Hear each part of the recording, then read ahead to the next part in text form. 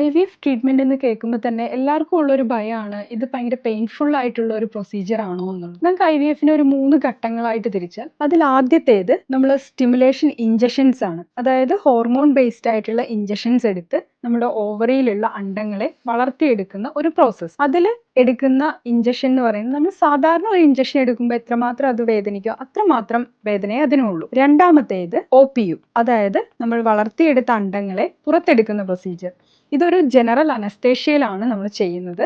അതിനുശേഷം ചെറിയൊരു ഡിസ്കംഫർട്ട് ഉണ്ടായേക്കാം. മൂന്നാമത്തേത് എംബ്രിയോ ട്രാൻസ്ഫർ, അതായത് നമ്മൾ പുറത്തെടുത്ത അണ്ടവും ബീജവും സംയോജിപ്പിച്ച് ഭ്രൂണമാക്കിയതിന് ശേഷം അത് ഒരു സോഫ്റ്റ് കത്തീറ്ററിന്റെ സഹായത്തോടു കൂടി യൂട്രസിലേക്ക് നിക്ഷേപിക്കുന്ന പ്രൊസീജിയറാണ്. ഇതൊരു പെയിൻലെസ് പ്രൊസീജിയറാണ്. ഏതെങ്കിലും ഘട്ടത്തിൽ നിങ്ങൾക്കൊരു ഡിസ്കംഫർട്ട് ഫീൽ ചെയ്യുന്നു അല്ലെങ്കിൽ നിങ്ങൾക്ക് പെയിൻഫുൾ ആണെന്ന് തോന്നിയാൽ നിങ്ങൾ ഡോക്ടറെ കാണാൻ മടിക്കരുത്.